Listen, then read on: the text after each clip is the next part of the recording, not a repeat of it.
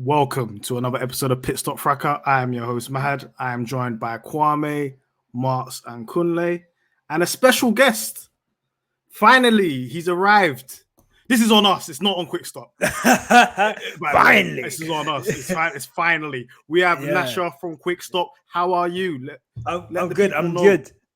You know what? Yeah, there's one time where Ian Wright, when he went on Match of the Day for the first time, and he was like, "Oh my God, this is what it's like inside the telly. This is what it's like for me right now." I'm like, I watch you guys on YouTube, and now I'm like in the TIG, and it's just like, it's incredible. I'm so happy. Thanks for having me on.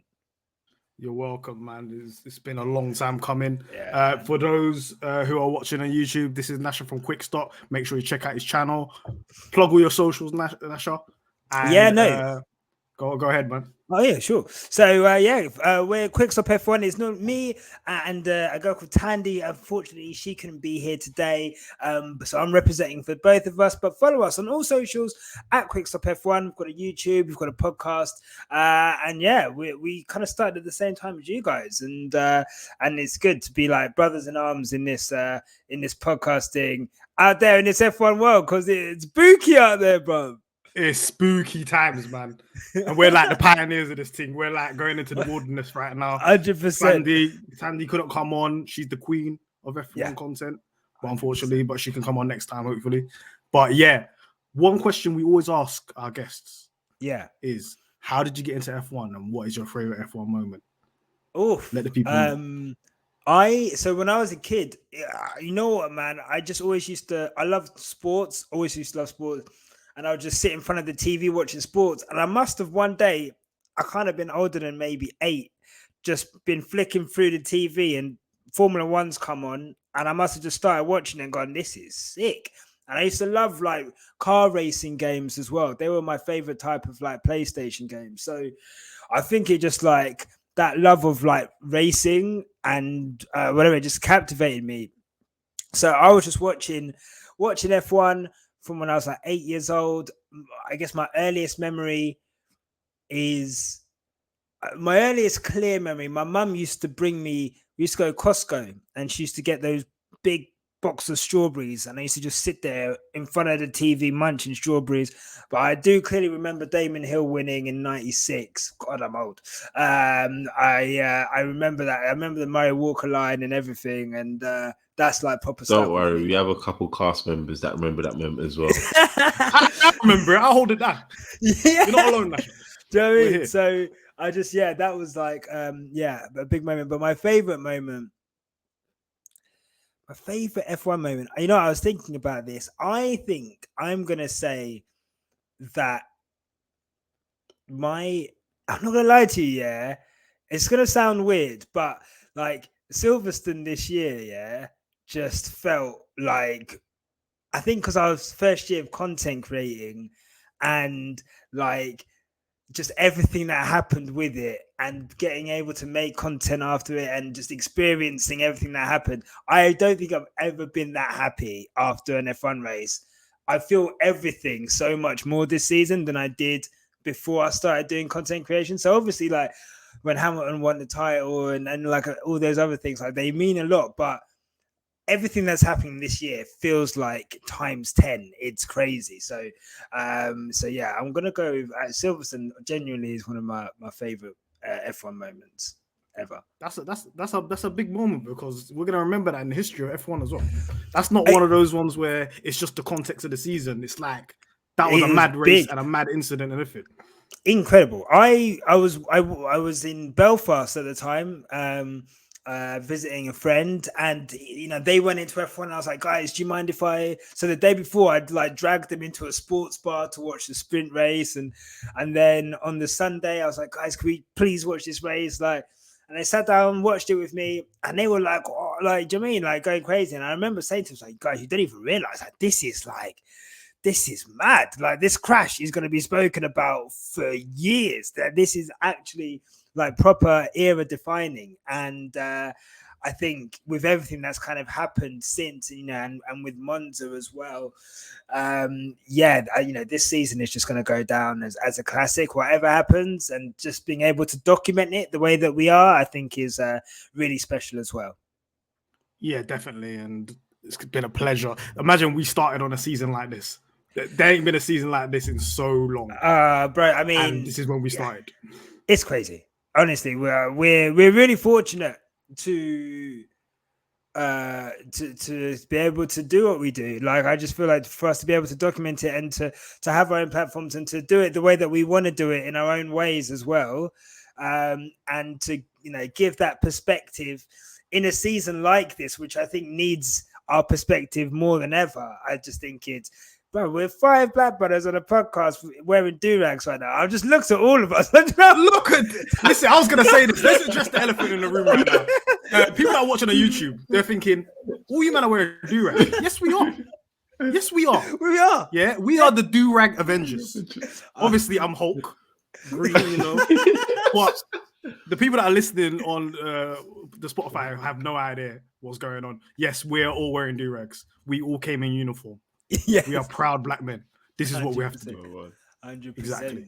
100%. But thank you for coming on. And that kind of, this season's been crazy. And I feel like sometimes we need to just take a step back. It's been a crazy season, a lot of races, and kind of just look at the story so far and just leading up to what's happening this weekend in Mexico and seeing what's happened between Lewis and Max. There's been a lot of discussion back and forth about this title race. It's been one for the ages. This is not something we can deny. And I wanted to kind of speak about the things that kind of get glossed over when we usually do pods. We usually do on race weekends and we don't get the opportunity to talk about the underlying storylines throughout the season. And I thought this would be a great opportunity to just delve in and have a deep dive on what's going on this season. So Max Verstappen leading by 12 points this season. We've seen Merck win 5 races. We've seen 6 races. Red Bull win 8. Merck win 6 races. Red Bull win 9. And it's been quite close. 23-point gap in the constructors and 12-point gap in the world drivers title. There's one thing I wanted to discuss today, and I'm going to ask you this, Nyasha, as you are our guest. We'll ask you this question first. A lot of people have been going back and forth about who has the fastest car out of Red Bull and Mercedes. I would say at the beginning, it was more, Red Bull have it at pre-season testing. And then once we got onto that little route of Portugal and Spain, everybody was saying Merck had it, and it's been going back and forth ever since. Who do you think has the fastest car? And why are the fan bases quite reluctant to accept that their car is the fastest? That's one thing that's really strange to me. It's strange until you remember what they throw at Lewis Hamilton and what they're trying to position Max as. So for years, they've said Lewis Hamilton only wins because he has the fastest car. He's only in that position because Mercedes have been unchallenged for the last, for the 6 years that he's won the title, and obviously the 7th, with Nico winning that one title.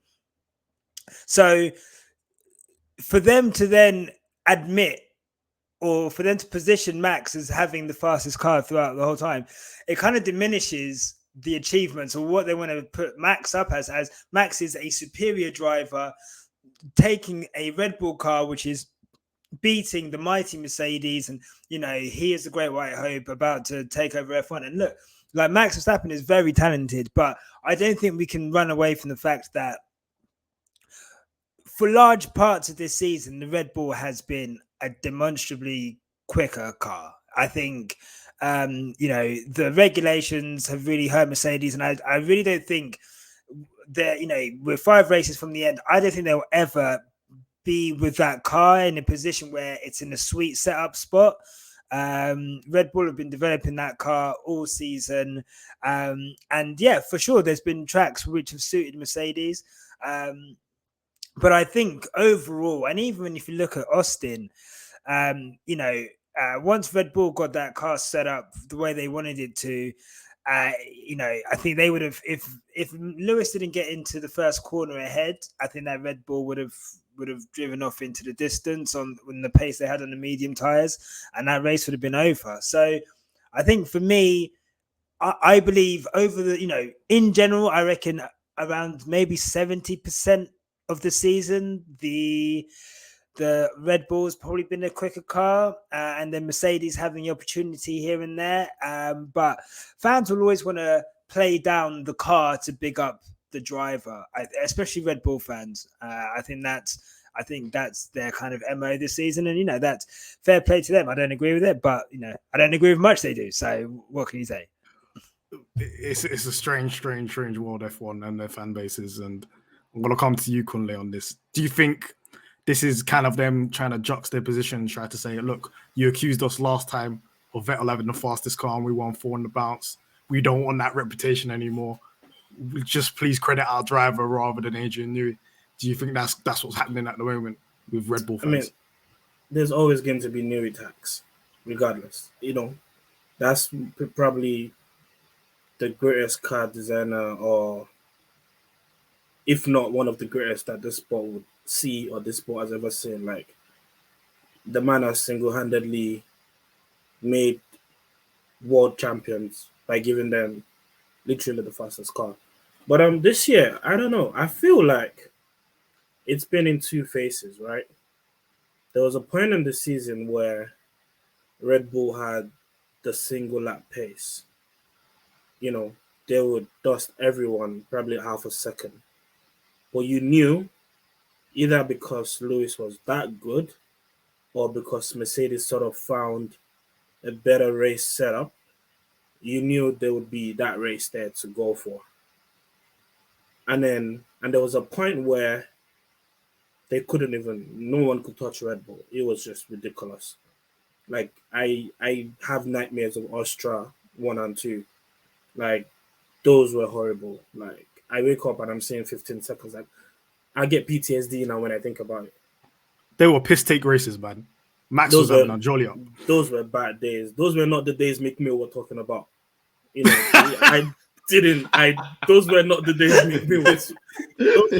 days Mick Mill was rapping about. Definitely not the days. But also, as the season also evolved, I think Mercedes sort of found that it's not the sweet spot. It's not the best setup, but they found a setup that they could extract the most out of the car, and they've given some very great performances. Some even like it's been that good to a point where there are races where you think, okay, Mercedes should win this now. A couple months ago we were not thinking about. It was more of like, do we even know if Mercedes are there even any Mercedes tracks left? Because Red Bull turned up in Bahrain, ran Lewis to the line. Literally, any other driver in Lewis's car, Max is winning that race. We'll call it what it is. And then it progressed. Lewis Hamilton tax, man. Lewis, yeah. Couple races in this year. The same thing in was it Barcelona? Which one was that first big? It was Barcelona where Barcelona. Lewis made that strategy work. Lewis could do it. That strategy. Yeah. So yeah. And there's a couple Lewis taxes on those wins, and some of them. But then, I like to be a fair man. I don't like Max Verstappen. Everybody knows what I think. I think it looks like a penis. That's what I think. Like, I've said it before. I'll say it again. Listen, yeah. But don't worry. We won't get cancelled. We won't get cancelled. If you we can't get cancelled, yeah. People might call us biased and stuff like that, yeah. But we're all biased to different things, so therefore. No. Can I address this? No, let me address this right now. I'm sorry, yeah. I want to address this right now. Go off. I'm sick and tired of this shit, yeah. I've literally, yeah. I can't move without some neek talking about, you're biased. Bruv, I'm allowed to have an opinion. I'm allowed to have, like, just because I support a driver doesn't mean I can't have an opinion. But also, let me have my fucking biases, bro. Like, if I support Arsenal, I'm going to support Arsenal. But that doesn't mean I don't know ball. But people in F1, yeah, I'll tell you now, this is why you know, the word bias, yeah, they only bring that in when you talk about Hamilton. It's racism, bro. I'm telling you now, yeah. 100%. Because they're trying to diminish. They're trying to diminish your opinion on F1 because you're a Hamilton fan, and they try to say, because you only know about Hamilton, you're a glory hunter, this and the other. They're trying to call you a Man United fan in the 90s. Bun that, bro. I'm not having it. I hate that word bias. When people grab in my mentions and they're like, you're biased. I actually, yeah. Okay, anyway, I said. You know what? I'm sorry. We'll get to that. No. Let me just say this. Let me tag on the back of that. You know the whole bias thing, yeah. You know we're not Sky Sports F1, right?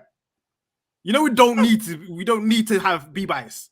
I'll say what I We want. can be biased. We have no responsibility for you lot. We're not your dad. We don't need to be. It makes no fair sense and how they partial. call. It don't It matter. makes no Listen, sense I'm how black. they I call will us support biased. the black driver. I am black. I will support the black driver. I don't care what In the words say. of Issa Rae, I support everybody black. Yeah, I mean, That's what I'm saying. I mean, I don't even get the whole bias thing. Like, we have a black Ferrari fan. Yeah, true. We have We two. We have got two. black. We have Well, two he's black right Ferrari. here. We have an Asian. We have Anik as We well. got Anik black is Williams fan right here Ferrari. in the pod. Got a black Yeah. Williams fan.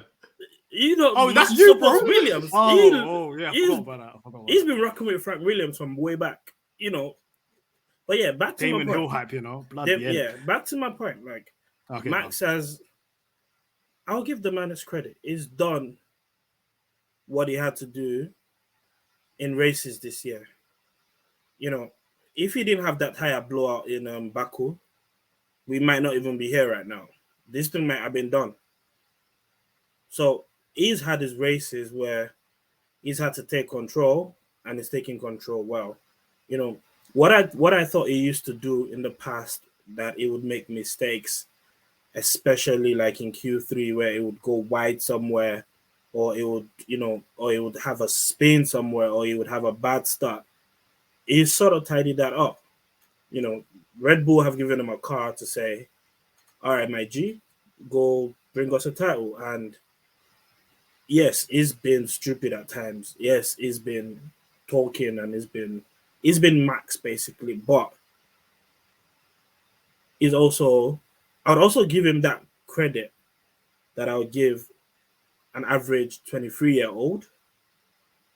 I would also give him that credit. And I also give him the fact that, he's a 23-year-old doing this. Is it 20? Okay, yeah, 24. I mean, 007, but yeah, I get it. If you know, you know. If you know, you know. If you know, you know. I don't need to explain what that means. But he's doing this in front of a whole world. He's doing it in front of millions of people, and it's not easy to do that. I give a presentation in front of 10 people, and sometimes I'm shaking.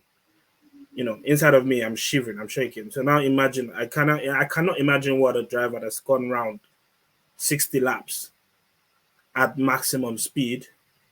I'm not expecting him to come on the podium and have composure or know what to say when things have not gone right for him. So I also understand, I get that part. I get the criticism of that. But I also give him that credit. He's done what he has to do. He's driven well. He still looks like a penis, but he's doing what he has to do. Do you know what? You have to give me flowers, you know what I mean? Because we're seeing a maturity and a level of growth that we wouldn't expect from last season. And one thing I've noticed about Max Verstappen, when he's in the lead, he's an excellent front runner. So this is the kind of thing where there is bias. Obviously, if you support Lewis Hamilton, you support Lewis Hamilton. You're going to be reluctant to give your position flowers, And I think it's going to be quite a title fight as we go down the line. But I think it's getting a bit toxic. And that's what we kind of want to discuss today as well. But Martz, I'm going to come to you. Sorry, just before you go to Martz, okay, go on. I just want to let Max Verstappen fans know that if this boy don't win this title, I will be hella toxic on that timeline. I saw a man with a tattoo saying world champion. I put on my bookmarks. I'm going to that tweet. I bookmarked it. I'm going to that tweet. I'm going to that tweet to ask him, what year is this title coming again? But yeah, listen. If Lewis wins, that might have to be the pod cover. Not gonna lie. Quick stop. We're gonna have to do a collab. We're gonna both do it at the same time. Yeah, no, 100%. No, we're gonna go live for that one. Trust me, we're gonna stream that shit live. Best believe. Oh gosh. Before we move on, Martz, I just wanted to get your thoughts on the upgrades, because Mercedes have had a lack of upgrades this year. They've said they're focused on 2022, and Red Bull have been bringing upgrades every race. what do you think between Merck doing a massive upgrade in Silverstone compared to doing incremental upgrades to how Red Bull have been doing it throughout the season? Who's had a bigger advantage of that? Because we've seen Merck catch up after Silverstone. I think it's clear to see it's the magic of Newey, really. I think quick stop, you mentioned it last week about the changes, how Merck brought only two changes, and they look for more massive improvements rather than small incremental improvements, just like you said, Mahad, as well. But I think those small incremental improvements into what was already a very, very good car. I mean, we've seen what the Red Bull said about the engine and how they waited for it, and how Honda managed to perfect it this season.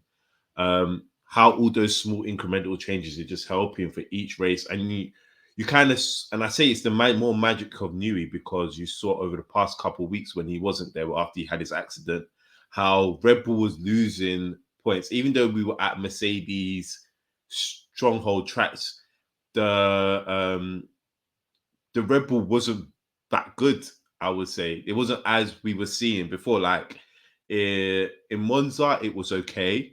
I wouldn't say it was particularly great in Monza. And in Sochi, it wasn't great either. But as soon as we've come back to another Mercedes stronghold track, and then Newey's come and he's made his few little tweaks, and then boom, they have the fastest car again. So you can see these small incremental changes. It's someone that really understands the car, and he's between Newey and Max Verstappen. They're both able to get the smallest of margins out of it. Whether it's just that how it's going around the corners, that it's really good around slow bend corners.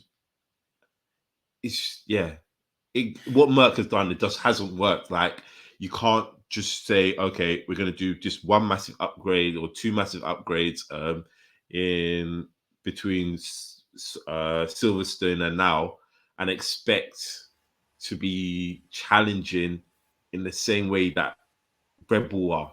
It just doesn't make sense, because you're not understanding each track. Like, Red Bull are specifically making their cars for each individual track, and it's working for them. And Merck are just like, we will hope for the base. It's like shoot and hope. You know what I mean? You know, back in the day when you just used to get the ball and you shoot and you pray it goes in. Like, that's what Merck are doing at the moment, and it's not really working. It's not worked, to be honest. I want to add to that as well. I feel like Mercedes this year, I feel like they've been very complacent as well, because obviously they've all had, the past 6 years back to back. Past 7 actually. Well, past 6, 7 years back to back.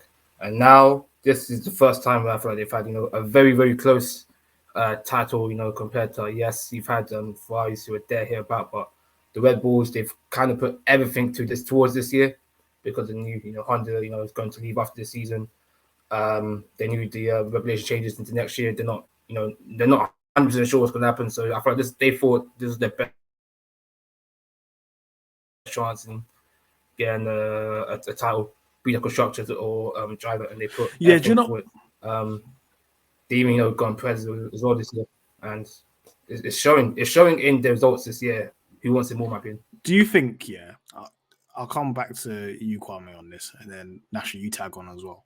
Do you think fan bases and so on are kind of disrespecting engineers, in the sense of that these guys can upgrade cars and it's not due to cheating? They're just good at their job, Every time there's an upgrade, we saw just before USA. Oh yeah, Mercedes are cheating. Look at the rear wing, whatever. Or if Red Bull all of a sudden have got speed out of nowhere. Oh yeah, they're cheating. When are we gonna just respect engineers, man? These guys went uni. These men are doing hours on end in the factory. Why do we always have to come to the point where, they've just got 2 tenths out of nowhere, they must be cheating? I think we're losing you, because it's the fan bases, but it's the fan bases. Like, a lot of them, I don't think they understand necessarily to the cars in depth, what's getting changed. be that the different engine. Like, for example, we're having recently a lot of drivers taking engine penalties, for example, and we're seeing the race after the engine penalty get faster. We're seeing the upgrades as well. I don't think a lot of fans necessarily understand what's being changed, and because they see, oh, hold on, wasn't let's say Red Bull that race were dead, and now this race all of a sudden the fastest car. They just all of a sudden just say, these guys are cheating. The same with Mercedes, for example, how Mercedes were very poor at the beginning of the season. Mad. Now, yeah, I think we're cutting out a little bit towards the end of this part of this year. It's fine. Don't worry. Hopefully, the message gets through. But my point is, now so Mercedes are improving. Now that's why Mercedes are improving. The fans, just the Red Bull fans have been so, and they're just. It's not. It's just. I think what you're trying to get across is it's not a fundamental understanding of the how cars work. Yeah. Nyasha, I think any thoughts on that? Wait, I just want to say something quickly. I feel like it comes down to Ferrari, innit? We saw when Ferrari was doing well, it was they were cheating, innit? And it clearly was they were cheating. So it's every time now you see them, now the Red Bulls come and they're being a competitor to Merc, you're getting a lot of Merc fans going, yeah, the Red Bull are cheating, they're cheating. And then obviously now, anytime now the Red Bull fans just expect their car to be quicker than the Mercedes. There's anytime some Mercedes make an upgrade or make any change, it's they're cheating. But it all stems back to Ferrari. I don't think if Ferrari didn't have that illegal engine all those years ago, none of this actually happens. No one's going to be doing all this cheating claims because there's no basis. Everyone's basing this on their opinion of what Ferrari did and the fact that Ferrari managed to get around a loophole, or even the fact that last year, Aston Martin Racing Point, they were allowed to then also copy the Mercedes and in effect cheat their way to the third position.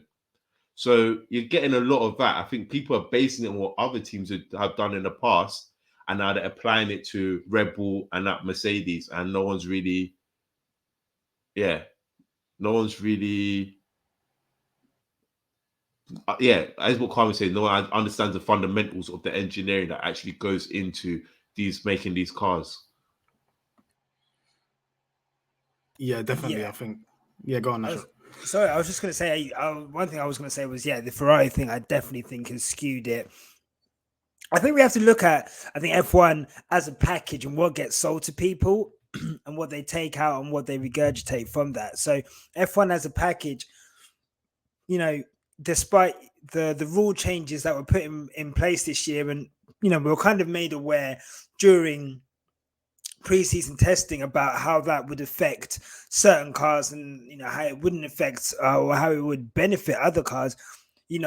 That narrative doesn't get pushed after Bahrain, basically. And, then we just have this new order, this new pecking order of cars. But, people may not understand that, because of the regulations, that's why the Mercedes isn't in. That's why the Mercedes form may fluctuate from track to track, because they're still playing about their setup based on the rake of their car. For example, in Austin, they had to raise the ride height of their car because of the bumps, because of the damage they did after FP1, and that's massively derailed them in terms of setup. But unless you go looking for those types of things, I don't think you get told them. So I think people then start to make up things or start to assume, how can someone's car, just suddenly be that much quicker, or how come someone's, form can kind of go off a cliff the way that it does, and so forth. So I think F1 has a duty to educate people, and just yes, the entertainment side is good. Yes, the storyline stuff is good, but I guess we get this new audience in. Let's bring these guys up with us in terms of, let's lift the technical knowledge and the technical understandings. I'm not a technical guy. We had a technical guy on our pod last time, Byron, and he was spitting, and he was teaching me about things. And there's a level of engineering that I don't understand, but there's a basic understanding of fundamental things which I guess inform my F1 knowledge. But I think, with the way F1 is, with the way social media is, I think there's always going to be, that element of of fans, and I don't think like the Red Bull and Mercedes protesting absolutely everything on the other car has helped either. So I think those things combined with the Ferrari factor that was mentioned before, I think definitely contribute to, I guess, engineering ignorance within fan bases. But that's just something that I guess you kind of deal with when you get a new influx of fans, and who have been kind of brought on through a dramatized version of the sport. Definitely, and I think that Drive to Survive as well really fanned the flames with that cheating stuff, because they covered it quite a lot with the Ferrari, and they must think it's the norm. If you're a brand new fan to it and you've just started watching Formula One, they must think, okay, this happens all the time and so on. So I can understand why they've dramatized it, and fans tend to fan the flame of controversy. And I think with new fans as well, the technical knowledge isn't there, and they wouldn't have the technical knowledge. This is a very technical sport. You wouldn't expect them to have that kind of thing. And your last guest, was it Bryson, was absolutely fantastic. Yeah, he was great. Yeah, such in-depth. And that's the kind of people we want in F1 to be talking, because breaking down difficult, complicated stuff into simple terms will help people understand. So we don't have these arguments and these situations where people are saying this team is cheating, and so on, without understanding fundamentals of course. Yeah, and I think we're in a stage where it's very tribalistic. Look, maybe I can't even say that I'm not part of that, but I think when you're in such an intense kind of title fight, and you've got two sets of fans who clearly, I feel like the war of words has stepped up quite a lot this season. I think there's always going to be an element of mudslinging from one side to the other, no matter how much there's probably a lack of basis in that. But, that's just part of the sport, I guess, now. And like I say, for those who do want to get educated on it, there's so many resources out there to kind of bring you up to speed on that. And there's a lot of people doing that. And for some that don't want to do that, that's on them. And as the sport grows, I think that's just something that we're going to have to all deal with as fans of the sport. Yeah. There might be people that watch Formula One and they don't even watch the racing. They might just be out there for the interpersonal relationships with two drivers and stuff like that. That's just, we have to accept that. We have to just accept that. They're out there. So, that brings me on to a good point, because this title race has been toxic, whether it's been on the track or off the track. There's been a whole level of, and I don't mean to sound like too harsh, of just people hating each other. And I feel like the media has fanned the flames. I feel like social media has fanned the flames as well. And I think the team principals themselves and the drivers may have been contributing to this as well. So this is what we wanted to kind of deep dive today and have that conversation, because I think teams have a responsibility. Firstly, we saw Silverstone and some of the comments that Christian Horner made. It's basically saying Lewis did that on purpose when Max crashed out and intended to crash him out. And kind of the backlash that came behind that, the absolutely repugnant, horrible racial abuse that Lewis Hamilton received in his social media. Do you think, Kunle, do you think there's a responsibility between, these team principals and the F1 media to kind of not fan the flames of this rivalry too much where it becomes too toxic? Do I think there is some responsibility? Yes, I think so. Do I expect them to take up that responsibility? Not really. Because again, like you just said, the sport has always been dramatized. Let's not act like it's not always been dramatized. People with early memories would remember the way title challenges have always been hyped up, especially when there's like two major contenders. It's one title. And in a season where you get to have two major contenders off the back of about 7 seasons where there's not been, about 5 or let's say 5, give or take, 5 seasons where it's not been that way. this brother, they're starving. You know, the media is starving. And there's finally something for them to eat on. There's finally something for them to write think pieces on every week.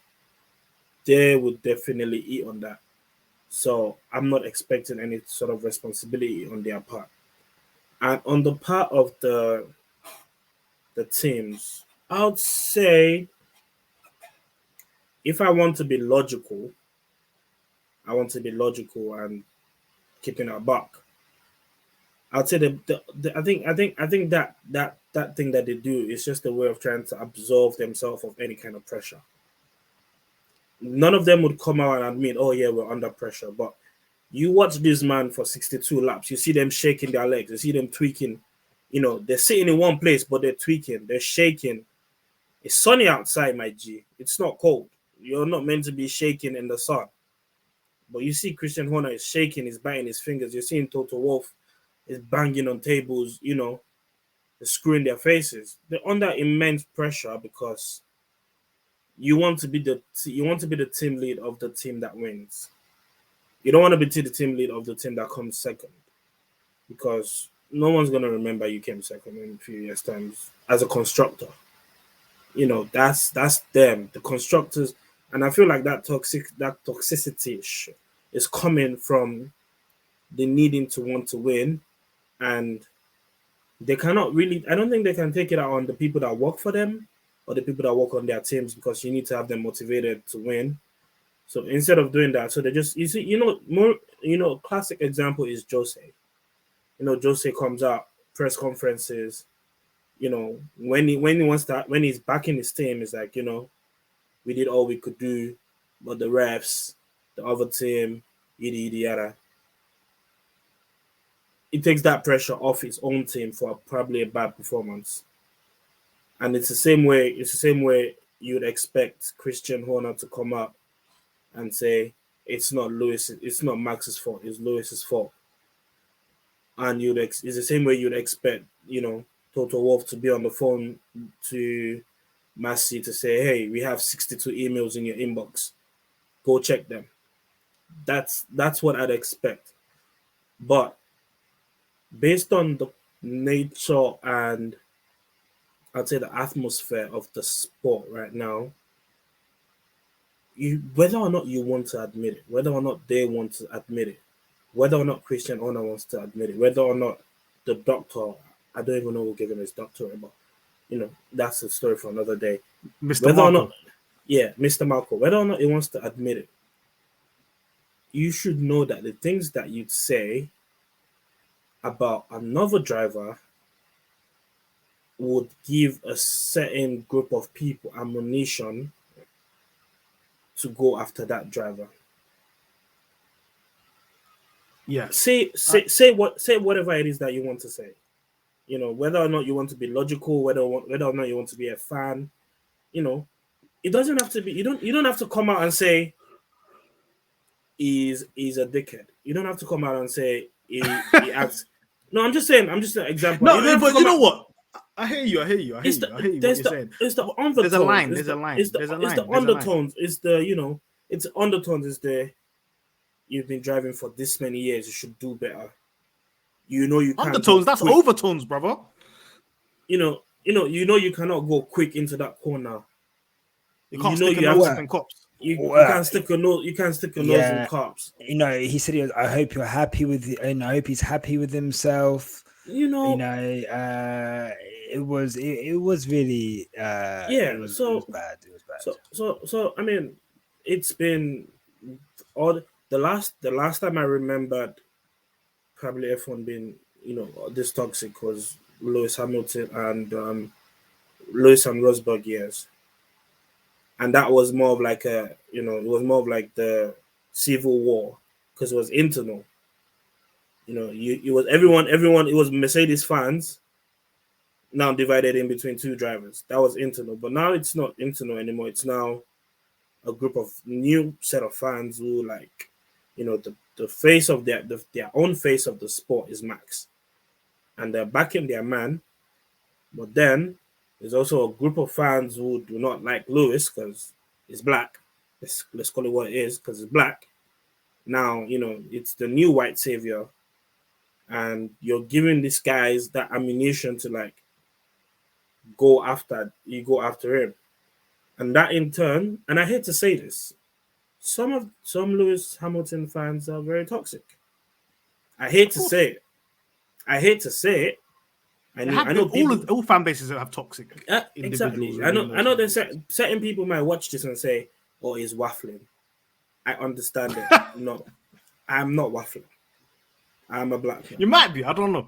But I'm a black audience. I'm a black man that walked in front of Upton Park when West Ham have lost. All right. Good luck to you. Rather you than me, brother. Exactly. So I know it. I get it.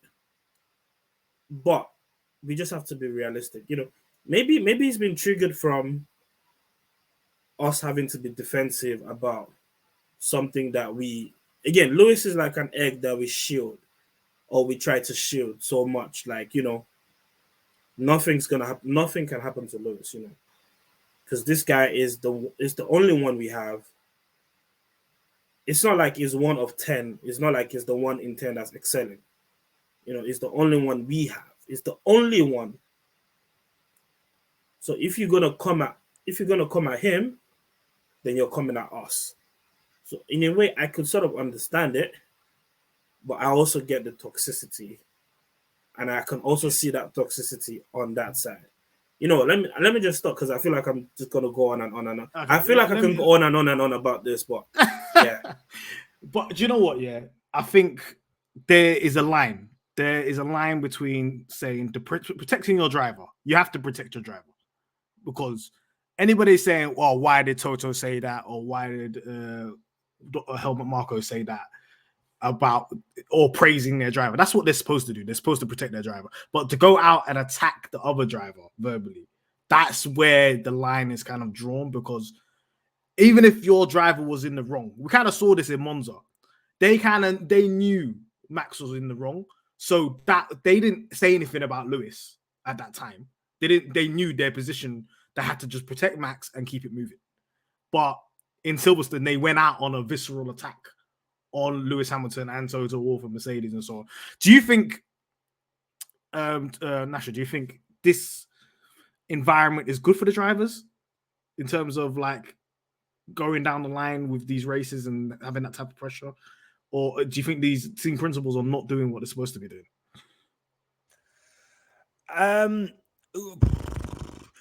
No, I don't. I think at the end of the day, I have been quite vocally critical of Christian Horner this season. I think that he's always been, pretty, in the words of Suge Knight, all up in the camera, dancing in the videos, and like he's really been front and center for Red Bull this season, more than usual, because of how good they've been. But Christian Horner himself has admitted in Drive to Survive, he loves to poke the bear. He loves to prick Toto Wolff and see what he can get back. And before it was just a vocal thing, and they'd protest things on the car because they were normally 0.7 to a second behind in pace. So that's how he kind of got his kicks off for the weekends. But now the car is significantly more on par with Mercedes.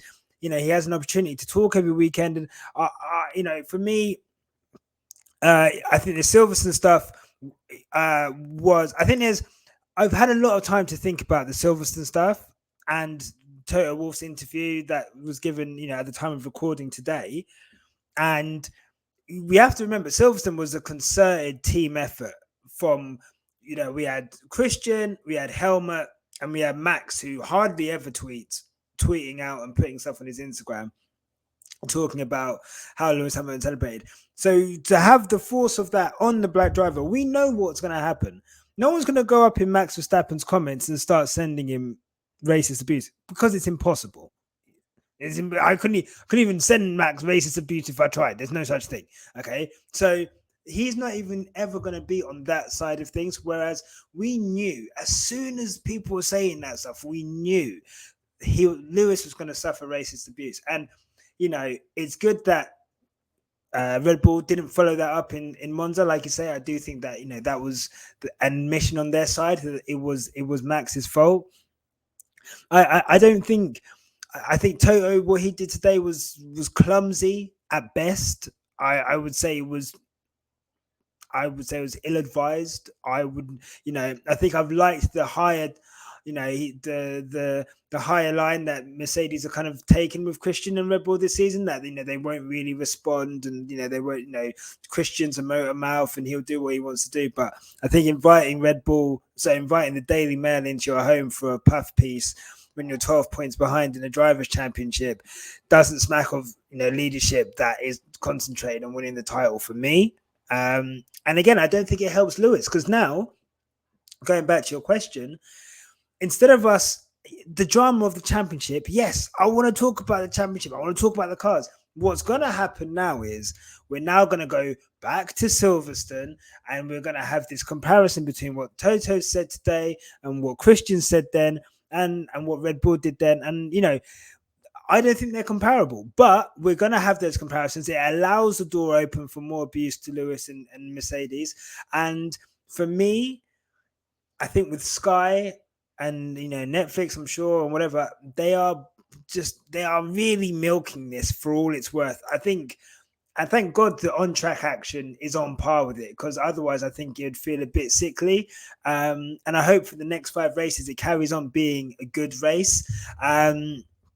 But I don't agree with, I'm not a fan of the back and forth. It was fun to begin with, but I feel like it's quite a tired act now between Toto and Christian, to be honest.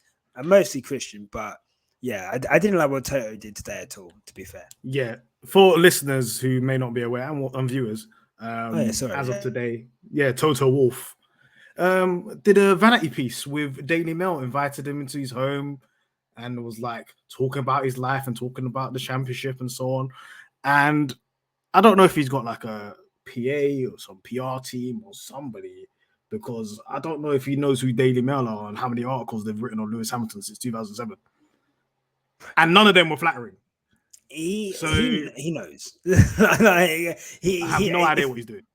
Yeah, I mean, if he's ignorant to it, that makes it even worse. So either he knows and he done it anyway, or he's ignorant to it and he done it, and where the fuck have you been for like the last 15 years, bro? So I don't know, man. Like, obviously to us as black people, we know where the Daily Mail are. So to see him up in there, not even promoting anything, is a vanity piece. I don't know. It seems weird, and it seems really ill-timed. But that's me. Yeah, I would say, like, especially with the timing of it, and we were just speaking about how Christian Horner and Helmut Marko were fanning the flames. In this article, he's fanning the flames with 5 races left, basically saying if Max Verstappen and Lewis Hamilton were going around the corner on the last race in Abu Dhabi, it would be a Prost Senna moment, and Max would intentionally crash it. What are we doing here? What is he trying to sell papers for Daily Mail? I don't understand what he's doing. Imagine if it happens as well. Like, imagine if now it does come down to it and they do come together and something happens. Like, it's just going to be impossible to contain. And Toto this year has, whenever he's spoken, it's not inspired confidence. Like, whenever he speaks about the car, the engineers will come out and say something completely different. He gets on the radio like, yeah, we can do this. And that's like, well, you kind of hear from him on the weekends. And I don't know, man. This season, I'm looking at Toto, but we'll have that discussion end of the season. I don't want to get into it now because we might still win. But I can't lie. Martz, is Toto under surveillance? Toto hasn't even beat the allegations of telling Bottas to crash into Max at Hungary. I'm sorry. Yeah. I ain't accusing it. I ain't super damn. This is allegedly, as I said, it's allegations. The allegations, allegedly, innit? But yeah, I think it's just, I admire Toto so much, Like I've constantly said, I want him to become the director of football at Arsenal. I think within sports, when you look at sporting directors, general managers, just like directors of sporting performance and stuff, Toto Wolff is up there as that the greatest. Like when you look at how he manages the team and how he gets everything done over the past, especially the past 7 years, to do what you've done is completely unprecedented. To what he's done. We saw it with Ferrari in the early days, but that Ferrari dominance isn't the same as this dominance that Mercedes have had. Like where the dominance has just been so clear. At least Ferrari had challenges with McLaren back in the early 2000s. But this one has just been so clear to see. And he's up there with the Sir Alex Fergusons in terms of getting teams together. The Bulls from the 90s, that guy that, I can't remember his name, that got the team together and put them together. And those are the type of things that will go down in history. Jerry Krause. Jerry Krause, that's it. Jerry Krause. Those are the names that are going down in history as sporting managers. And to do what he done, especially as he's been so, I should say, visually, he's been so supportive of what Hamilton's trying to do, to go and then go behind that and do a piece with one of the most unflattering newspapers, especially when it comes to black people. I mean, they don't have anything nice to say about black people ever really. Like the Daily Mail, like they even dropped an article the other day, because I remember there was a couple of us arguing with the guy on Twitter. I'm sure there was like a couple of us arguing with him about an article they dropped about Lewis Hamilton. It's bad taste, really. It's really bad taste, and it's a misstep from Toto. As you say, it could be ignorance, but even ignorance can't be that bliss, can it? You can't be having that much money and be ignorant. I'm sorry. Exactly. He made that. He knows what he's doing, man. I don't know what's going on. And first line says Toto Wolff is very worried about the creases in his shirt. What the fuck is going on here? Well, I don't understand what this is. Why you got these men in your house? I don't know. And then like it's just the Daily Mail of all papers. Like if it was the Athletic or something, like make it a respectable sports newspaper, not a gossip newspaper. It's fucking bullshit, bro. I'm actually getting heated. If it was the Sky F1, I could fully understand it as well. Like even if he was doing an interview with PDR and he had invited PDR to his home and they were doing a piece of Sky F1. That would be nasty, man. I can fully understand it, though. It makes sense. It makes sense, but I don't think you understand. Like, there's three things I hate in F1 world. Yeah, the Daily Mail, Christian Horner, and it just doesn't make sense. It really doesn't make sense. Love struck emoji Twitter of F1. They're nasty. They make me sick. Oh my god, my heart Twitter, yeah. Oh my god, my heart. PDR's number 3, man. PDR's number 3. PDR's number 3. But look, PDR's number 3. There is no understanding why this article came out. Some of the stuff he's saying within the article, he's basically and you know what? He accused Max of deliberately doing the crash in Monza. Though, like, we can all think that. You can't say that. For those who read it, yeah, is there an article that looks like it could have been done earlier on in the season and they just dropped it now, or is it just like does it read like it was done within the past couple of weeks? I mean, it's definitely was done after Monza. Okay. And I would say that it was most likely, I reckon, sometime between Monza and Kota. I'm trying to think when he would have been when I've had time to come to England. But I mean, honestly, I'm not going to lie to you, yeah. It just like... I don't know why he's putting himself front and center like this, like now. And for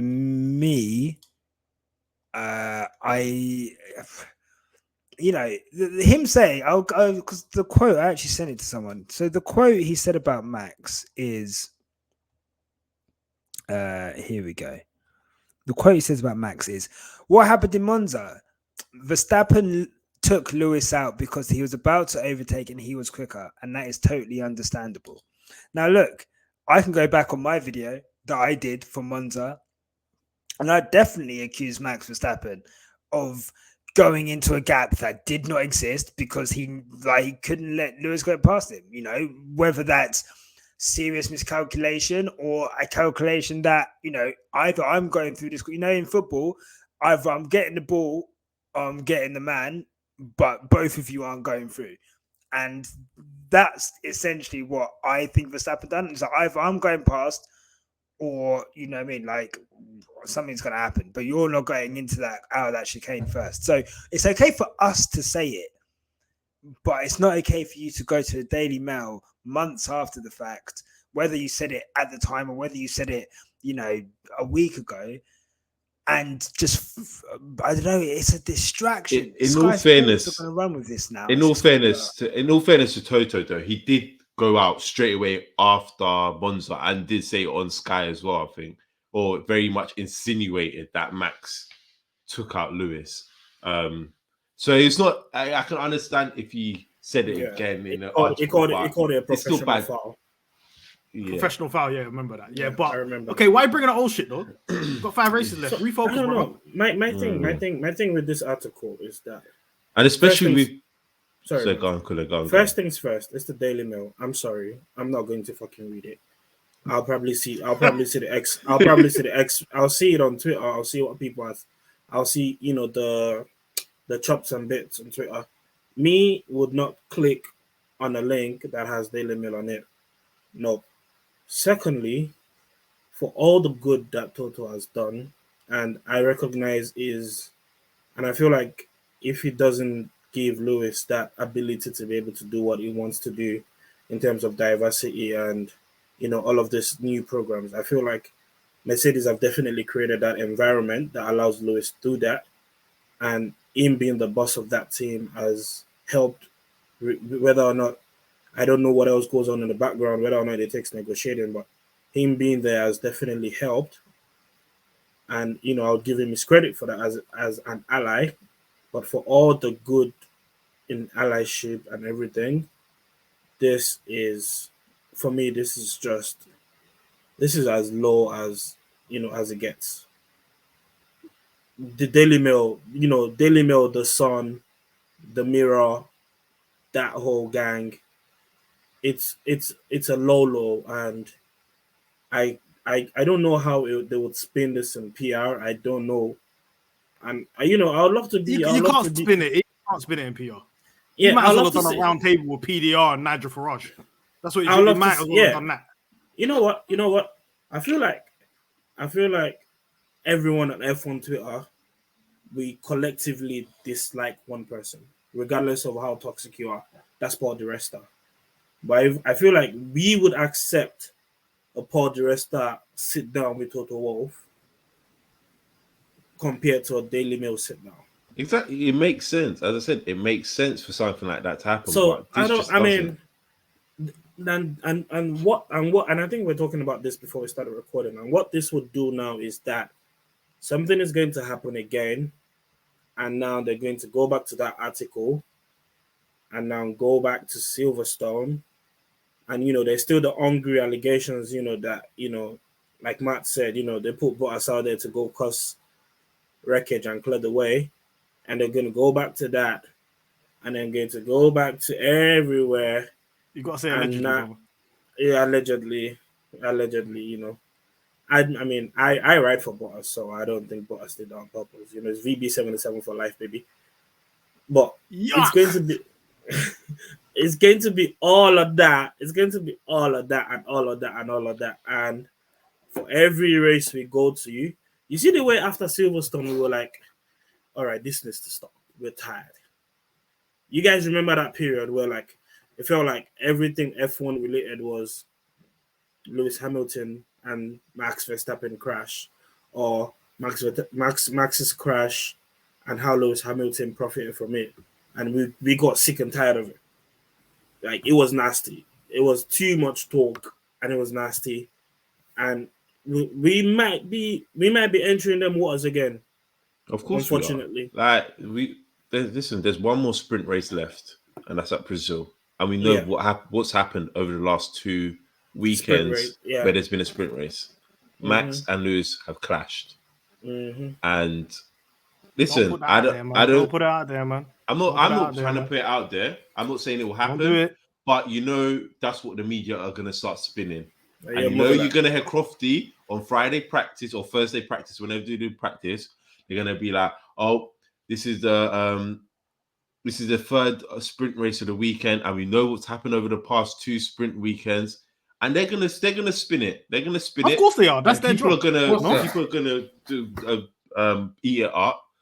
So it's inevitable. It's inevitable. It's gonna happen again. But we just hope and pray that nothing serious comes of it. And we hope and pray. Yeah, man. We just get some nice, clean racing. Before we move on, I'm just gonna ask Nyasha one final question. You're a Mercedes fan, ardent Mercedes fan, Lewis Hamilton fan, of course. Yeah. What are you most scared of in these next 5 races? Are you scared of the engine issues, the strategy, the pit stop, the lack of upgrades? What do you think's giving you fear right now for the next 5 races? Or is it all of it? What do you mean, bro? What do you mean? Okay, what scares you the most? Nah, let me tell you now, yeah. You know what? Yeah, I would have said. You know what? Because last week I think Mercedes ran the only strategy that they could. So if it wasn't for last week or 2 weeks ago, I would have said James Vowles. I don't trust my man. I'm not gonna lie to you. Yeah, I don't. He's a bit shaky. Like, when it comes to the strategy thing, there's been so many times this season. There's that 12-point gap could have been erased through like 2 or 3, I reckon 4 races off the top of my head I can think of where we've like effed the strategy. If I think to France, makes me mad. Every time I think about France, I just get mad. Yeah. Monaco, awful decision to come in when we came in. Where else? You know what race pisses me off the most? I'm sorry. Yeah. Sochi. Oh, okay. How come? It's not that Mercedes did anything wrong, yeah? Yeah. It's the fact that Max still somehow finished second. Yeah, no. Yeah, that one. I don't know how he's inevitable. Okay, there's a reason, Nyasha, why we put him on fraud watch. We put him on fraud watch from Monaco. We put James Vowles on fraud watch. James Vowles, bro. Yeah. Even guys, do you remember Hungary? Like that decision to like not bring Lewis in, and then that lost him the win. But they said it was a damned if you do, damned if you don't type thing. I still think they would have come. They would not have come out last if they pitted. Like they would have come out. I reckon midfield. I don't think I refuse to believe that they would have come out dead last and as far back as he was and had to catch up. Like that, I can't take that. So that Hungary, that's cost him the win. And I just think so. Obviously, Austin was great. So just to answer your question, so other people can talk. I will say that Austin worried me slightly in terms of just overall performance. I do think just was overall performance just one of the things. No, it was engine strategy, pit stops, or lack of upgrades. I think upgrades. I don't think anyone's going to bring any more upgrades. I think what everyone's got is what they've got. So I'm going to go with. I'm going to go with pit stops. Pit stops haven't been great this season. Again, they were great in Austin, but between pit stops and strategy, I'm still not convinced by Mercedes this season. I think the good performances have been. The bad performances have really been bad, especially with pit stops. Yeah, again, that slow pit stop in Monza cost us the win, and we ended up clattering Max or getting clattered by Max. So, and I could think of other pit stops as well. Valtteri Bottas is, I'm sure he hates the Mercedes pit crew. So, that's what I think. But I don't know. What do you guys think? I'm thinking it's pit stops as well. People think it's strategy. I think it's pit stops. I think there's going to be one crucial race, and then they're going to put 8 seconds on Lewis's head top because of a stupid pit stop. And it's been happening with every team. But you man clearly have more faith in that engine than I do. Oh, okay. Yeah, we don't want to see that though, man. I'm just saying, like, you might have more faith in that the engine. The reliability of that engine is just bro. You know that engine's been shaky since 2014. Like, that engine has never been reliable all year long. It's always been shaky. From when a man said Mercedes have never had to use this much power in their engines before, and this is the first season they've actually had to run their engine at a higher rate this season, and you've seen the unreliability it's given. It's not looking good. Let's do some predictions. I mean, Lewis has only had one time. Sorry. Yeah, I wanted to do some predictions quickly. I wanted to do a predictions contest because it's kind of tying in what we're looking at in future-wise. Simple contest here. What we're going to do is we're going to pick a winner for each race, each of us. And we're going to pick who's going to finish higher, Lewis or Max. And we're going to decide who's going to get more points, Red Bull and Merc. So we're just going to go through the last 5 races. And whoever wins gets a prize from me. Special prize from me. Well, that's so there's some that. I'm not buying Protect. I ain't that guy. I don't know what rumors you heard. Oh, you're patterning that Miami ticket. Yeah, is that man? Like, you got the faculties. I'm a simple man. I see you talking about your car. I'm like, no. Okay. He's bankrolling the tin, bro. Hey, look, my only car is TFL. Guys. Oh, okay. Oh, okay. Is that why you're getting done by you? Okay. I was saying less. Podcasters, listeners, viewers, I'm a simple man. But yes, they shall get a prize. Whoever gets the closest with these predictions. Coming to you, Kwame, first, yeah? Brother Kwame, your internet connection sorted out now, bro. Yeah. Hopefully, okay. All right. Mexico this weekend.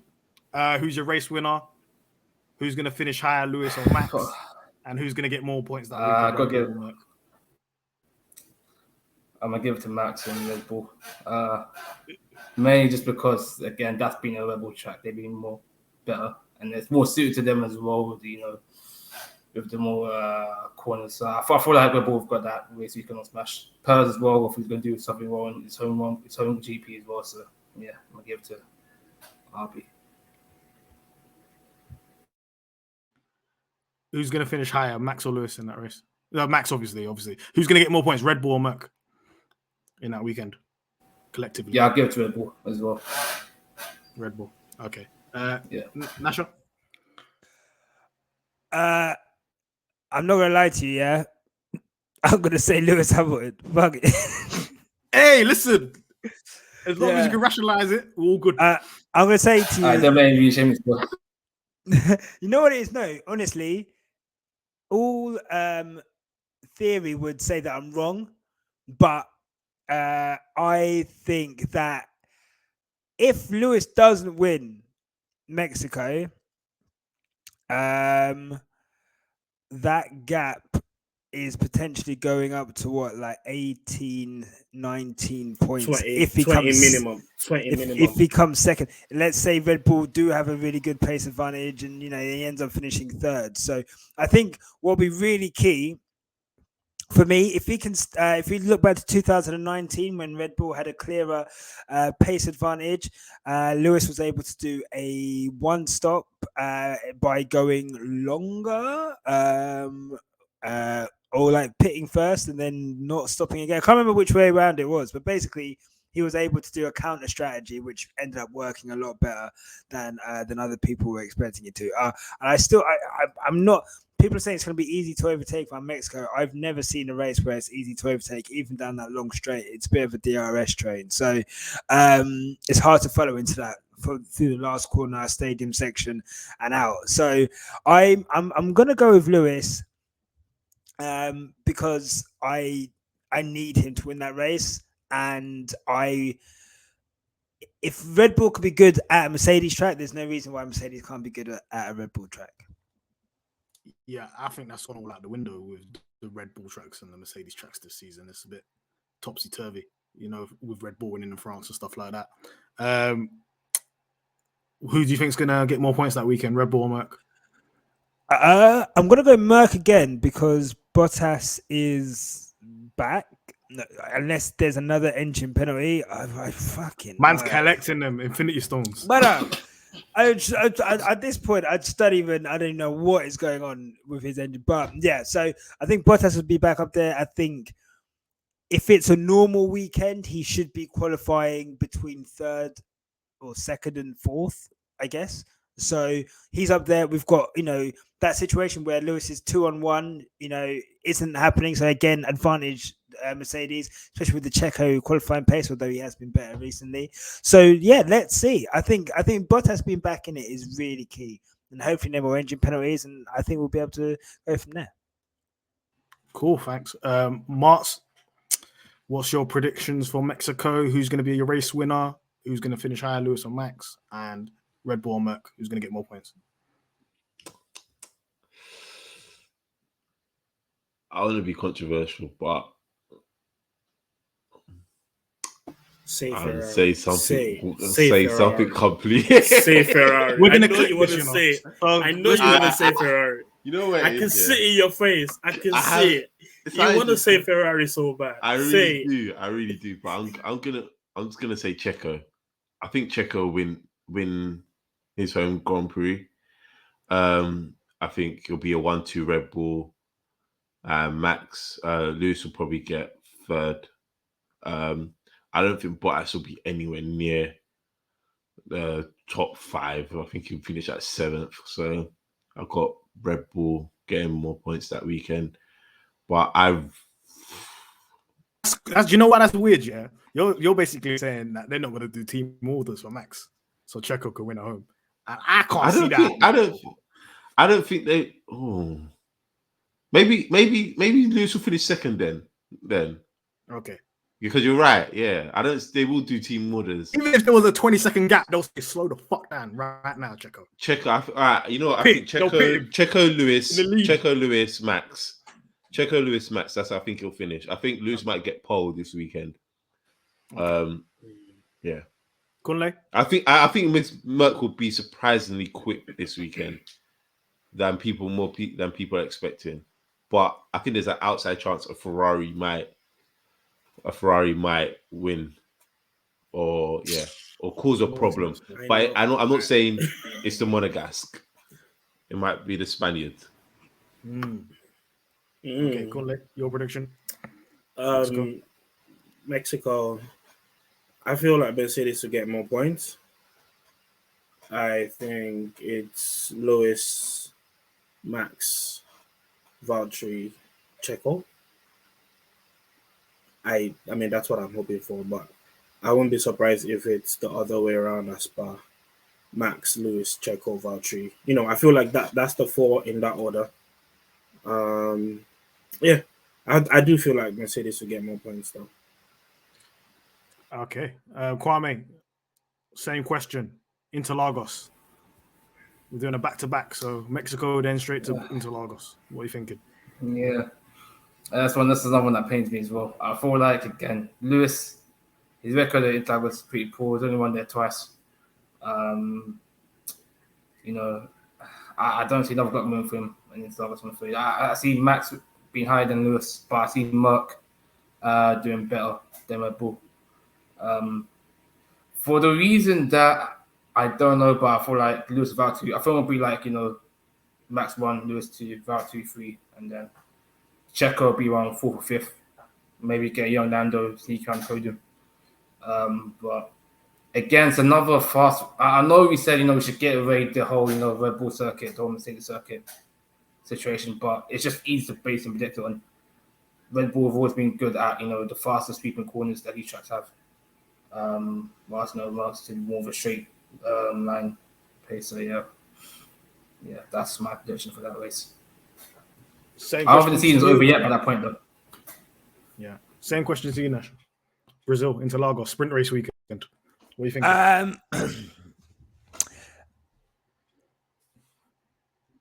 feel like it might rain or be mixed weather. And if that's the case, I think it could be an absolute just slugfest. And it could be a mad race. I'm just gonna say Lewis, bro. I don't want to. I respect it. I respect it. No, I'm just gonna be honest. Yeah, I respect it. I'm gonna be honest. Yeah, I went on Tom's thing and done this. Yeah, and I was saying like people that I didn't want to say will win, and it made me feel disgusting watching myself. So like I'm doing this now, and I just want you to know I'm never gonna say Verstappen's gonna win anything. Like, I might even stick in a Checo somewhere. I might stick in a freaking like Russell. Do you know what I mean? Not Russell. No, yeah, definitely not Russell. But all I'm saying is now, yeah, I'm sorry to the viewers at home. I'm never gonna say Verstappen's winning any of these races. I can't put that in the air. I can't do it. But what I will say is, I hope it is mixed weather. I do think on form and on how it's gone. I think Red Bull do look strong around there. And Verstappen has had two of his best drives, I think, at Interlagos. So, it looks ominous. So I'm hoping for some mixed weather to mix it up a bit and bring the teams a bit closer for a Hamilton win. Yeah, listen, if you speak that into existence and it happens, we're getting your prize anyway. Exactly. It's a win-win situation. You win, and then I know Richard caught an L as well on Tomo's prediction. But we caught the maddest. Bro, do you know what I mean? First hurdle, but first hurdle. That's how it is, man. Don't worry about it. Martz, what's your prediction for Interlagos? There's a lot of low speed corners, and the Red Bull's really good around those. I think that sprint weekend nonsense just kind of throws everything up in the air. I'll go. I don't. No. Yeah, we'll say Max. I'll say Max. Max win. Max win. Lewis 2. I think Bottas 3. So Mercedes getting more points. Mercedes getting more points. But Max win. Okay. Kunle, Interlagos thoughts? It always rains in Interlagos. Something always happens. It always rains in Interlagos, man. You get Nico Hulkenberg pole position in Interlagos, man. It's some amazing track. And that place hates Lewis as well, so. What's your prediction? I'm going Lewis and Valtteri 1-2. Max DNF. Hey. Yeah. Yes. Yeah. I mean, I might be wrong. I might get cooked for this in like 3 weeks' time. But clip it when it happens, bro. But Mercedes 1-2, Max DNF, and probably Leclerc third and Checo in fourth. So definitely Mercedes getting more points. Okay. We've got the first DNF shot of these predictions. Kwame, listen, we can't even bring any analysis for this track because we have no idea what I'm going with this track. Nope. So I'm just going to ask you all predictions. Be ready, bro. We don't know about Qatar.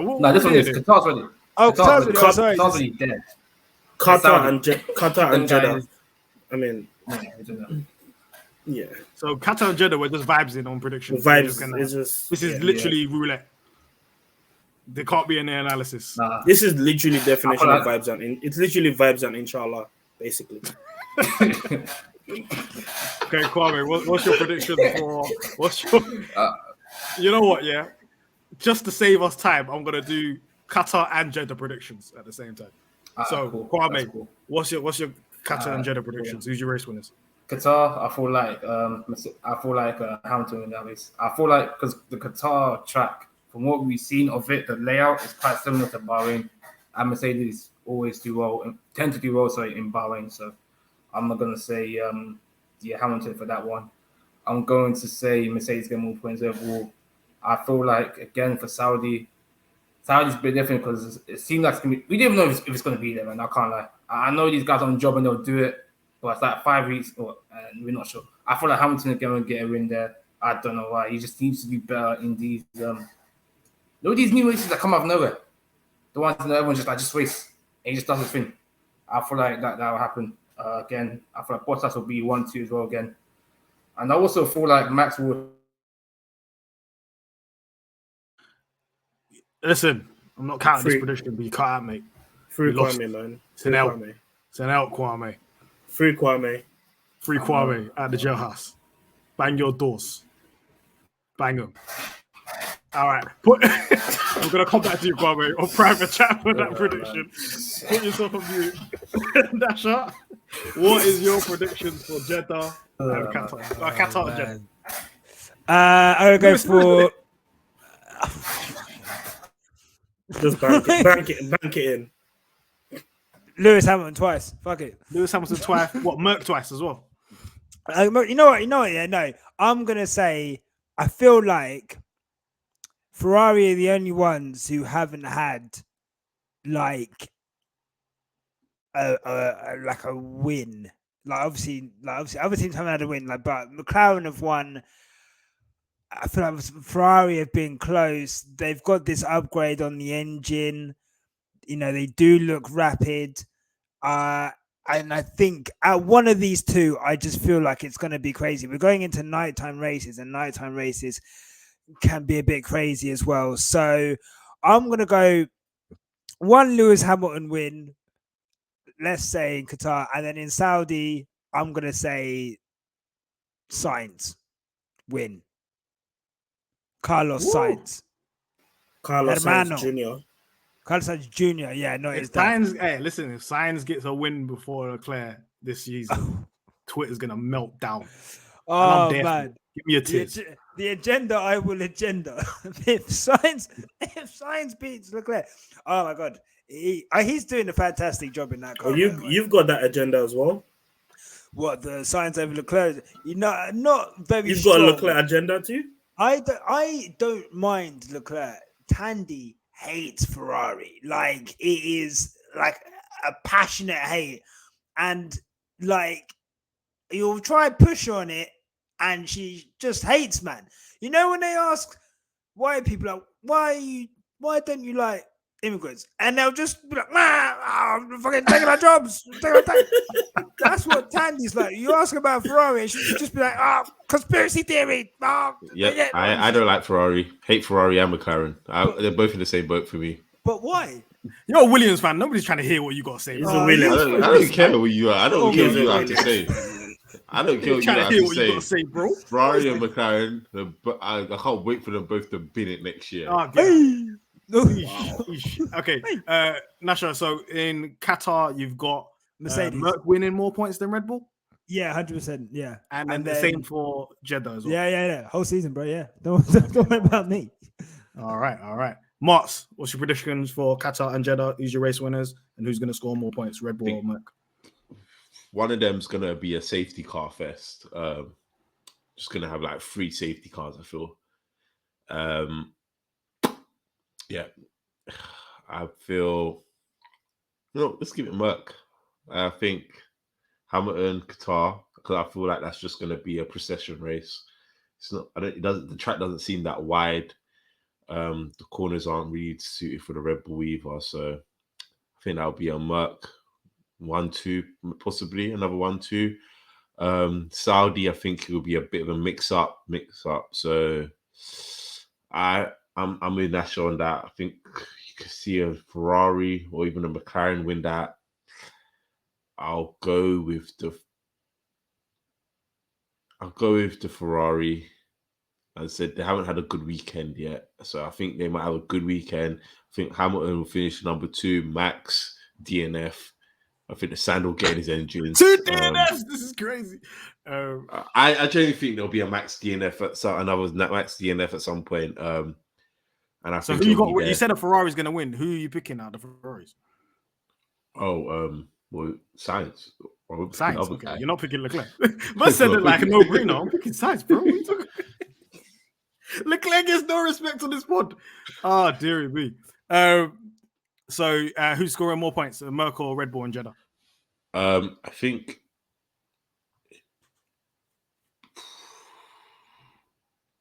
Max has got DNF. You already said he's got DNF. If Max has got DNF, I can't really pick. I can't really pick thing. But Bottas is gonna absolutely bin it as well. He's just gonna bin it. He's not said he's gonna absolutely bin it. I can feel it. You said it with so much. You said it with so much. You know that man that break sharp break at a roundabout so they can get insurance claims. That's what you're trying to basically say. Bottas is gonna bin it on purpose. Just say fuck it. It's my leaving present for Merck. I'm out. All right, so we got your predictions. Kunle, what's your predictions for Qatar and Jeddah? Who's your race winners and who will be race winner in Jeddah? Jeddah, I would say probably Max. Qatar, I would say Lewis. I feel like Merck could come out with more points in both tracks, just because I don't know, man. I'm not Checo's let me down this year. I thought he was gonna put that man in a pack, but he's been putting a packs through, spat out. You have a mare. And let me pull that. Every time you say it, I'm gonna say you had a mare. You thought I had a mare. Checo was gonna put Max in a pack. I had big Checo stocks, man. He did quick, bro. But yeah, that's disappointing. So I feel like Mercedes will outscore Red Bull on at least four of the last 5 races. Okay. Personally. Okay. I feel Merck have his constructors wrapped up. I don't think Merck will lose. I don't think they're struggling. The gap ain't that big though, man. The gap ain't that big. It's not that big, but I don't see them losing it. I don't see Merck losing the constructors. But then again, with context, if the engine doesn't engine, basically. I'm gonna mute if the engine don't engine, I'm just going back there. If the engine don't engine, then Merck will be fine. All right, cool. Kwame, final pick. Abu Dhabi finale. Who you got as your race winner? Who scores more points, Merck or Red Bull? I hope I don't carve this time, man. Touch wood. I feel like you see Abu Dhabi could be anything. That's the issue. Abu Dhabi is a track. Anything can happen. I said that I'm not sure if it came through before a cut off, but I said in either Saudi or Qatar, I feel like Max will have DNF, which I think will close the gap. I'm gonna give Lewis a win in this race. And constructors, I feel like I'm not on the constructors in general, but for this race, I really don't know. I'm gonna give him Mercedes as well. Just about. It's either them or Bull. I'm giving them just about. Perez this season, continuing what Kunle said, he's really been the Mexican physical in my opinion, bro. Because he's been doing well on the midfield teams. Bro, man. Fizzy was my first love, man. I can't lie, man. I always racing underdog, but as Jensen himself said, Fizzy was a good driver in mid to dead cars. He's on the Cyber and the Jordan and the Force India. But when he went to the Renault, he wasn't really there. So he got the podiums, say no more, but wasn't competing with the championship, and that's what Perez has done. Being the easiest driver, better than Albon and Gasly, but hasn't been up there as Kunle said there with Max. So yeah. I think that Mexican fisher killer is going to stick you like that name, I'm not going to lie. I'm going to have to... It's kind of hard still. Pitstop trademarking that still. Because see the wheels turning. I was like, hey, this nigga's spitting. Nyasha, what's your final pick, Abu Dhabi? Obviously. Don't even say it. God. I wonder who's going to win the last race of the season to take the title. I wonder who I'm going to say. I'm going to say Lewis Hamilton, bruh. You mad? What do you mean? Man said, I'm willing this into existence, whether I like it or not. I'm telling you now, it was like I felt dirty watching myself back on Tubbo, and I was being so nice to Verstappen. And I was trying to, on college dropout, it's like, I'm trying to get you in here with these white people. Is that you doing me? That's what I was trying to do. But I was trying to be a good Negro over on that channel. And they still come on my channel and leave all these comments, Let me tell you now. To all of you, man, I'm saying Hamilton's going to win the title at Abu Dhabi. And I'm never saying a nice word about Verstappen. Suck my balls. What do we say here? We say, "Oh, that." No safety. And Merck obviously scoring my point. You know what? That's it. I'm gonna take that. Big 4-4, no safety. 4-4, no safety. No safety. Hey, but Mahad, that's the pod title we're using when Lewis wins. Yeah. Okay. When he wins it all, we're claiming that. all right. Trademark that, bro. Martz, what's your picks for the last race? Come on, man.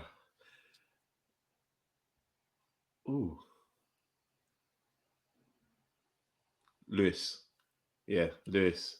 But Alonso's going to find... You know what I feel? Alonso's going to find the way to just get himself in between. In one of these 5 races, Alonso's going to play a part in it, and I'm going to hate him for it.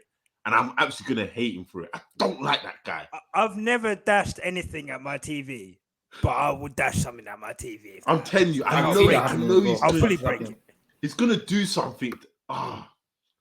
He's going to do something. But a Kimi retirement is going to save Lewis. And yeah, he's imagine Kimi retiring. Kimi is going to retire that final race. Going to get a safety car. Lewis will win it. On the final 3 laps, Lewis is going to come back and win it. Yeah. Martz, who gets more points? Red Bull or Merck on that last race? I think Bottas will have a brilliant final race. So I think it'll be Max 2, Bottas 3. So yeah, overall, yeah, as I said, Merck win the constructors, and I think they got it wrapped up now. To be honest, locked in. Final pick before we end the pod. Kunle. Lewis. Abu Dhabi, what are you thinking? Lewis wins. Lewis wins. Max 2nd, Bottas 3rd, Checo 4th or 6th, or wherever he wants to finish. Fuck that guy. Oh, whoa. I said, fuck that. You got whoa. Hey, bro. I'm down bad, man. I'm down Mexican Fisichella. He can't turn up when it's time for the title to be. You can't come fuck up the team for Lewis. Like, when he was meant to do his job, he didn't do his job, so I'm not worrying for that man no more. You know what I feel like? I feel like it's going to come down to a fastest lap, and they're going to need to take it away, and they're going to call Gasly, and Gasly's going to absolutely bin it on that fastest lap, and he's going to bin it and win it for us. I like Gasly. Bin it and win it for us, because Gasly, we know you're the CEO of LH44. We know you. This podcast has gone on for too long. Gasly is a Lewis fanboy, bro. He is. I know it's true. It's true. He is a Lewis fanboy. They're not going to win it for Max. They're always twitching together. But like I said, if Gasly doesn't do it, he will be in West London working in the AlphaTauri shop. He will no longer be a racing driver. And it's all within the same contract. You know, like them Suge Knight contracts where you used to give rappers. You know the contracts where it stipulates if you are no longer driving, you are working retail for us in AlphaTauri. He's got all of those kind of contracts. You know what I'm saying? But you think it's going to be an 18 model? Not even going to get paid. He doesn't even get paid in money. You're an idiot. He just gets paid in AlphaTauri drip. That's how he gets paid. Hey, listen. AlphaTauri drip. Red Bull cans and AlphaTauri drip. Still. But, okay. They got merch still. All the picks are locked in. We will update you on who wins, and they will get a shiny prize. Thank you, Nyasha, for coming on. If we had the claps, you know, the applaud thing. Let's give him a clap. Everybody. Oh, thanks. Oh, wow. Thank you for coming on, brother. It's been amazing. Thank you. You're welcome here anytime. And if Lewis wins, you know we're gonna have to have a UN meeting. Look. Man, first off, thank you for having me on. This has been so much fun. I can't wait to listen back. And yeah, look, if we pull off the title this season, which is still so possible, I just think we're gonna have the greatest celebration known in podcast history, and I'm really looking forward to documenting that and just having that in as like a piece of history that that we're gonna make. And I think we'd have really played our part this season. So thank you very much for having me on. I just want to say I do not apologize for my behavior when Lewis wins. That's it. I do not apologize for my behavior. Look, these lot think I'm biased now. You think I'm biased now? Trust me. And on that note, thank you, everybody. Thank you for listening. Plug all the socials. Plug your quick stop again. Do it again. Quickstop F1 on Insta, Twitter, YouTube. Come and say hello. Come follow us. We love talking to everyone. And yeah, man. Good luck to Lewis for the rest of the season. Yeah. Shout out to Tandy as well. Shout out to Tandy. Yeah, hello Tandy. It's me. Catch us on Pitstop Fracas on Twitter. Follow us. If you like this video, please like this video. Please subscribe. Please, if you're listening on Spotify, if you're listening on Apple Podcasts, please write a review, give it 5 stars, and interact with us on Twitter. Leave loads of comments. We get back to you. As you may know, we do get back to you. So tell a friend to tell a friend to tell a friend. Tell a friend. Yeah. We will be back next week. Plug your girl's mom. Plug your girl's mom. Next week with our plug everyone. Okay, Kunle, we're gonna cut you off. We'll be back next week with our review of the Mexican Grand Prix. Peace.